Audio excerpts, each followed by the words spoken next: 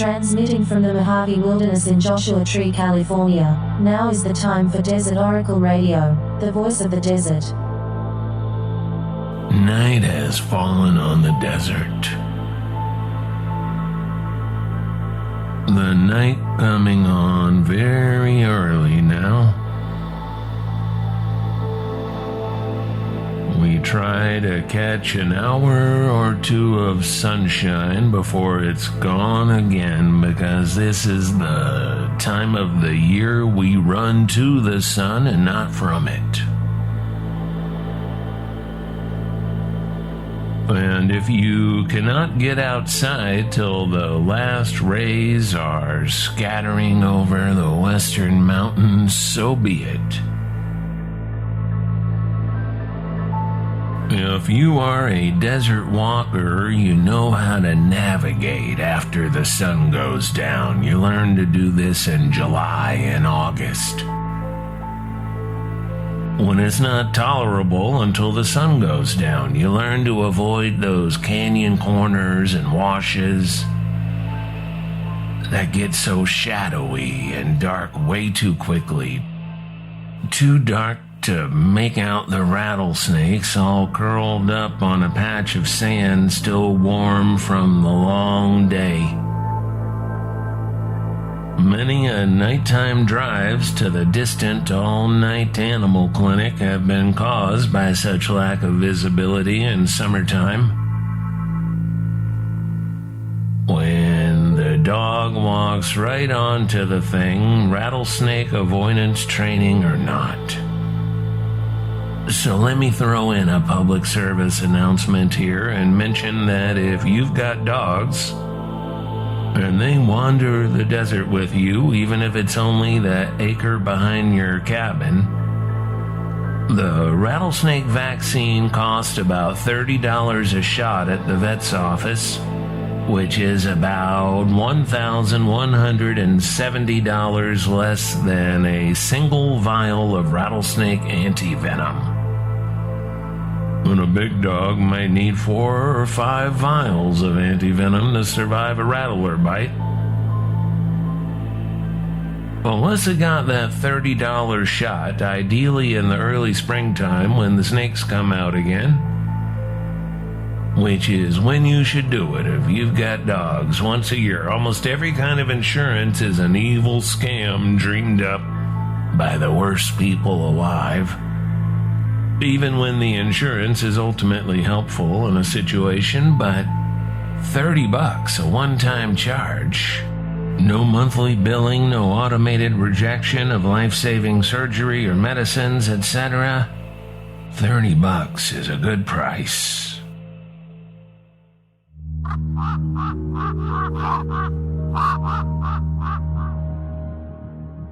Now, where were we? Racing the sun. Trying to get away from the bad things into the good place while there's still some daylight or dusk light. One thing you get pretty good at if you're a desert walker is getting around long after the sun goes down. A half moon is helpful, a full moon sort of distracting with all the shadows it throws, but no moon or a new moon is fine too. I know where I'm going. But when it's cooler out on a night in autumn, the snakes are snuggled warm in their dens. Cat claw is your only real enemy on such darkened strolls. Speaking of cat claw, which is officially called... who cares? The heavy summer rains have been very kind to the aspirations of that interesting thorny bush or tree or whatever it is. You know how they start. And these days are coming out of everything. Every crack in the pavement, one long stick with a handful of little green leaves and the special hooked thorns. Left alone for a half dozen years, it becomes a big clump of long woody branches that is just beautiful when it blooms with red or yellow flowers. The hummingbirds just love them. Left alone for a couple of decades, it becomes a tree, often hosting clumps of desert mistletoe, the Christmas-time delight. Favorite food of the wonderful songbird called the Phainopepla. Its fantastic crest standing tall like Joe Strummer's Travis Bickle mohawk. You can make hunting bows from catclaw branches. People have been doing it for thousands of years. A good, strong, flexible wood. Just make sure to cut off the thorns. I've seen strange things this autumn in the desert. Double the annual rainfall will do that, especially when that rain comes in the warm summertime. Just the other day, I came across a 4-foot-tall single sunflower, half-bloomed, on a desert mountain ridge about 4,000 feet in elevation. What are you doing here, friend? And big sorghum plants with leaves like corn stalks full of bushy grain on top. Those are coming up around me. A century ago, people planted this African grain in the Mojave here and there. They try anything. Some people call it broomgrass now, and I've never seen it come up like this, not before the hurricane. And it's a lot better than the devil's bumper crop of goat head now injuring humans and other animals throughout the desert lands. Speaking of birds, at some point we were speaking of birds. I saw somewhere that the bird professionals, the bird fanatics, have renamed a bunch of birds and put out a new official bird book with the new names and are now yelling at regular people regarding the use of these made-up new bird names. Well, here's an idea. Stop doing that. Do something useful, like restoring habitat for songbirds and other wildlife. If you're sitting around on a Zoom conference under fluorescent lights in some office building or university or whatever, and your job is implementing the committee's changing of the bird names, just walk out. Don't say goodbye. Use the common names for things, and you'll find that people tend to know what you're talking about, and also they won't shun you quite so much. Language is ever-changing, of course, but as the French government has learned after centuries of creating official new French names for various internationally known objects and concepts, such as the computer mouse and esports, it just doesn't work. The new French term for esports, itself a ridiculous phrase meaning sitting on your backside playing video games, is jeux vidéo de compétition. Meanwhile, the words sport and électronique are already French words. But our beautiful mongrel tongue, the English language, chaotic and dynamic, has never had an official academic police department. Which is why Shakespeare, in the same period that France started policing French, was able to adapt and adopt and just plain invent the words and phrases necessary for his art to make his plays and poems come alive. And the primary reason English is such a rich use-what-works language today can in large part be traced to the Norman conquest of England in 1066. That's when the old Anglo-Saxon tongue began to adopt and adapt some 10,000 words from the Old French and various parts of hand-me-down Latin.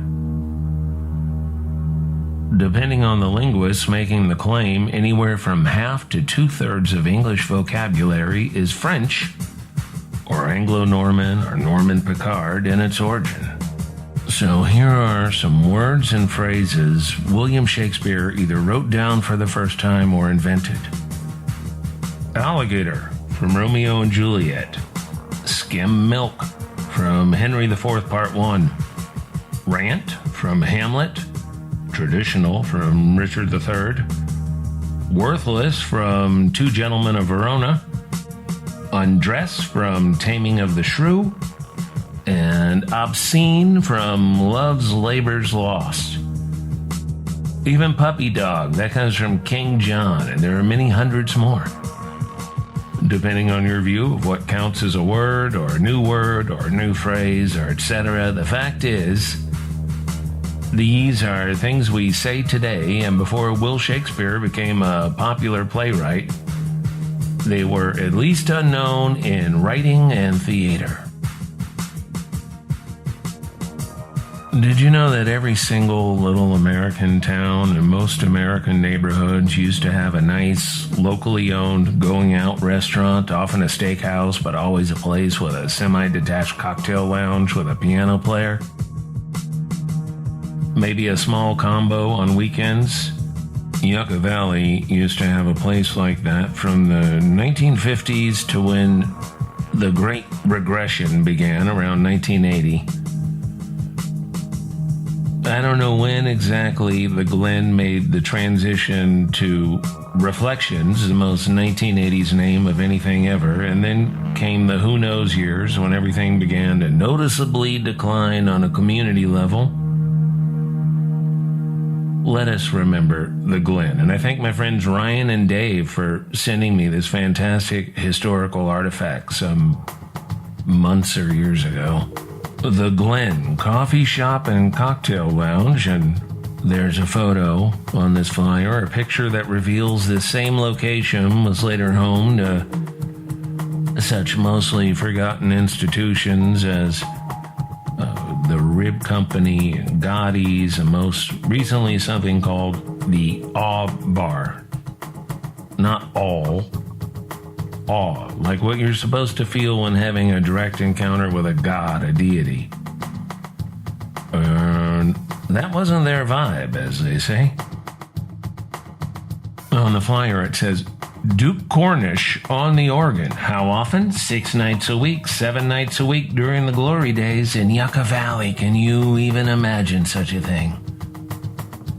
And this was a local restaurant for locals. The prices were affordable. Weekly splurge for regular folks, and nightly hangout for the real estate agents, the confidence men. But you could take the family out for breakfast after church, as most middle-class people in Yucca Valley remember doing. And you could take the mistress there for a whiskey sour and some oysters Rockefeller on Saturday night, before church, you know? Maybe Duke Cornish will play That's Life like he does every night on that hot organ. Been a puppet, a pauper, a pirate, a poet, a pawn and a king, up and down and over and out, etc., back in the race. And after that, maybe the Duke will play something slow and romantic. One for my baby and one for the road. No, that's not right. Not for tonight. How about Witchcraft? That might just do the trick, or Everybody Loves Somebody Sometimes. The whole back parking lot of the Glen was like the submarine races. Come 2 a.m, and more than a few drove right into that giant flood-controlled ditch instead of successfully putting it into reverse. Many problems in the morning. Miss Beverly had to make up a pretty good excuse and put on some extra foundation to cover the many minor injuries she suffered from the broken windshield glass. Mr. Bradley had to call in a few favors to keep his job at the school district. Lunches, dinners, cocktails, breakfast served all day. Your hosts, Scotty and Margot Gillanders, in the heart emoji of town, Yucca Valley. Phone 365-9910. The Matchbook says the Glen is the High Desert's newest and finest restaurant and cocktail lounge, air-conditioned, banquet room available. 56193 29 Palms Highway. Food served 6 a.m. till 9 p.m. Lounge open 9 a.m. till 2 a.m. nightly. You can see the newspaper racks outside. You get your paper on the way in. The sports final. Put that on my ticket, will you, Jody? Used all my dimes at the bowling alley last night. Scottish stuff was in vogue then, like the wonderful old Tam O'Shanter in Atwater Village, designed and built by the legendary Desert Rat scrapbook publisher and architect. From the World War II years to 1965, the artist and humorist and hugely influential architect Harry Oliver published his Desert Rat scrapbook. He called it a pocket-sized newspaper covering the Great Southwest. And if you're saying, so that's where the idea for Desert Oracle came from, you'd be wrong. I'd never heard of Harry Oliver's Desert Rat scrapbook until the second issue of Desert Oracle, which I was dropping off to sell at the old Sagebrush Press bookstore in Yucca Valley back in the spring of 2015. The bookshop's owner, Dan Cronkite, showed me a couple of vintage copies he had from the 1940s and 50s. They're not bound like a book or magazine, but folded down from one large sheet of colored cardstock and printed on both sides, with all kinds of cornball cartoons of burros and jackrabbits, and beautifully made woodcut titles, and the claim that it was the only newspaper you could open in the wind, and the deserts are notoriously windy. Well, I ended up trading a stack of new Desert Oracles for a much thinner stack of Desert Rat scrapbooks, and that's when I began the hunt for Harry Oliver's biography, which only exists, as far as I know, in a handful of old homemade web pages and even older newspaper clippings. So let this serve as an appetizer like you might get at the Glen at the beginning of another wild weekend in Yucca Valley. Harry Oliver grew up like Tom Sawyer's creator Sam Clemens, in a little Mississippi River town, Hastings, Minnesota, born in 1888. By the turn of the century, he had left school before completing 4th grade and was working in a print shop setting type. He made posters, he printed newspapers, and he took the first of many jobs with a circus. As a young man, he followed his family to Santa Cruz, California, where they owned a chicken farm, and Harry rode a donkey for the U.S. Forest Service. Having the showbiz bug, he also worked for local theaters as a scenic artist. When a movie company came to town to shoot some exteriors, he got himself a job and went back to the new boomtown of Hollywood, where he became an influential set director, creating the look of influential films, including the 1920s and 1930s black and white original versions of Ben-Hur, Scarface. He worked on Viva Villa, Mark of the Vampire, Street Angels, Seventh Heaven, and his sets had a tremendous impact on the new German Expressionist movement.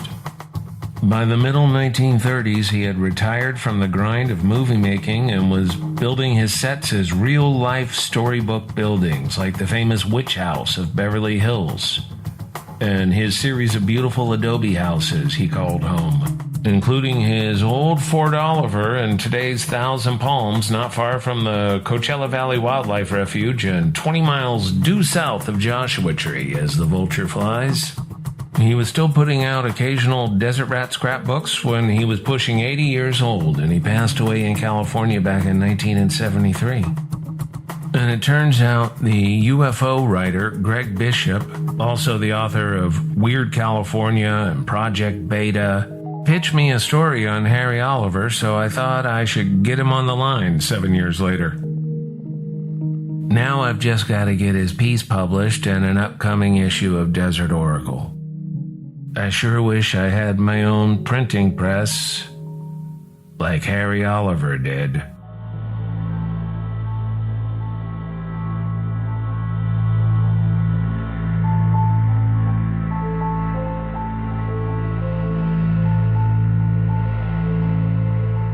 This is Desert Oracle Radio, and I've been meaning to talk about Harry Oliver on this show pretty much from the beginning, going back 7 years now. And at one point, the author Greg Bishop wanted to do an article for the periodical, also called Desert Oracle, and I have such a hard time getting that magazine out. The endless search for a printing house that won't bankrupt me, etc., the postage doubling.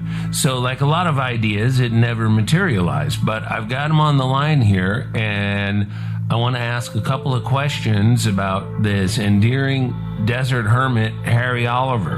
Greg Bishop, welcome to Desert Oracle Radio. Thank you, and finally. There was an accident this week that reminded me that you know a lot of stuff about Harry Oliver. Tell me how that happened. I'm just interested in desert stuff. Of course, I was reading the Desert Oracle when it first came out, and subsequently. But because of that, and I don't know where I found it, it must have been in a bookstore or maybe online, I found a copy of something called the Desert Rat Scrapbook. It was written, edited, typeset, and printed, I believe, by Harry Oliver, who was a desert eccentric, or at least he grew into a desert eccentric. He was not originally from the desert, like most people in the desert, right? Especially out here. The Desert Rat Scrapbook it wasn't even grandpa humor, it was just very unique to Harry Oliver. He told tall tales. He told stories of desert people like Death Valley Scotty. The thing was the size of a digest, and it just has a nice woodcut illustration, usually on the front. The bottom of it all says the only newspaper you can open in the wind. Yes. Because it was printed on this hard, kind of like heavy stock. But you would unfold it, and it ended up being like this huge paper, but it's just folded down in this tiny little digest so he could mail it out. Which he also did himself, right? Every single bit of the production of Desert Rat Scrapbook was done by Harry Oliver, as far as I can tell. Even the printing, I think he had a printing press. He would typeset it in one of his many places he lived in. Well, many, I think I know of two. He lived in Borrego Springs for a while, where he helped establish the Peg Leg Smith Liars Contest. He lived in Thousand Palms, which is near Palm Springs. He built all his houses by himself out of adobe bricks that he made. That's right, Old Fort Oliver, and that was on what is today Ramon Road. I've read many times that it's just covered over with a mini mart or a gas station or something now, which is horrible because I think his ashes were either scattered or buried there. Or, you know what? I think some of them were stuffed in one of the adobe walls by one of his daughters because he asked her to do it. Oh, so now that's probably under the $6 a gallon unleaded pump. Yep. That's where Harry's ashes went. His first house I know of when he was working for the film studios in the teens and 20s, he was an art director. I think he was nominated for an Academy Award when they started giving them, but he didn't win. He built himself an adobe house in probably 1912 or something along Ballona Creek in Culver City. That is gone now too, but there's a warehouse or something there now. But he had a house there when he worked for I think it was Willat Studios, and he might have worked for Roach, Hal Roach, but I'm not sure. And he also, while he was doing this, he invented a architectural style that people call storybook, which was basically borrowed by Knott's Berry Farm, which he helped found, or at least promote, and Disneyland. Yeah, I think Disney actually cited Harry Oliver as a very important influence on the architecture of Disneyland. You gave a talk up here in the high desert about Harry Oliver. When was that, and how did that come about, and what was the gist of your talk? I think it was about 10 years ago, and my friend Barbara Harris and also Jane Poyawa, they were both involved with the Morongo Basin Historical Society, and they needed somebody to come out and talk about some desert stuff. And I said, I want to write about Harry Oliver. I need a reason to go look for information on Harry Oliver. I went down to the LA Public Library, picked up articles and the very few books by him. They had a couple copies there. And I even went all the way out to the 29 Palms Public Library because they had one rare book that nobody else had. And then the talk was about an hour long, and I had slides with it, of course. And after the talk, the Historical Society said they wanted a copy of my notes so they could keep it in their files, which was great. It's the only talk I ever did besides Weird California stuff that wasn't about UFOs.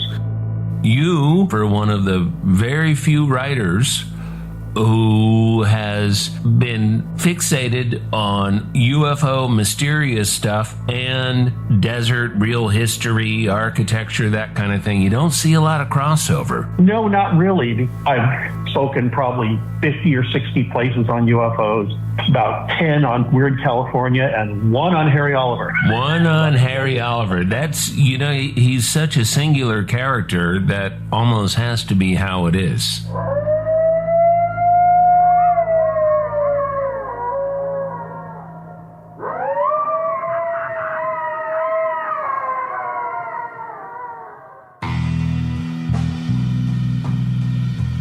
From Amboy to Zzyzx and across the great Mojave Wilderness, this is Desert Oracle Radio with musical soundscapes on the program by Red, Blue, Black, Silver. And I'm your host, Ken Lane. There will be 2 more Desert Oracle live events in the year 20 and 23, both in Los Angeles, one after another, but otherwise entirely different shows. Coming up first on Friday, December 1st, I'm the opening act for the legendary sub-pop band Earth on the 30th anniversary of their heavy music classic record, Earth 2, at the Alex Theater in Glendale. Tickets on sale now. On the following night, Saturday, December 2, it's the Desert Oracle Radio Holiday Show at Cafe Zebulon in, I call it Silver Lake. I guess it's officially Frogtown River Village or whatever. Names change. We are going to have an old-fashioned Christmas time program with musical guests, weird holiday stories, all recorded for broadcast. This is the early show, 7 to 9 p.m. at Zebulon, just under the 5 downhill from the Astro Diner. And I see here in the radio email, there's a note from the station asking me to do a new promo spot for Z107.7. Let's just do it right now while I'm here.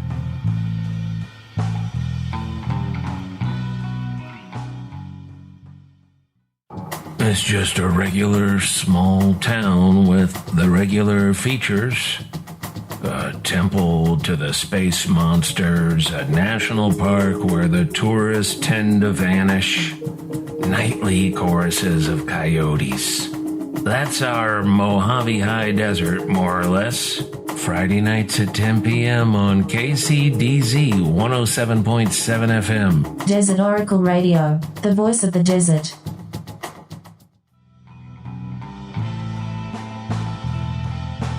That's what you call workplace efficiency. Thank you for tuning in tonight to Desert Oracle Radio. Enjoy these cool autumn nights. Thanks for listening. And good night from the voice of the desert.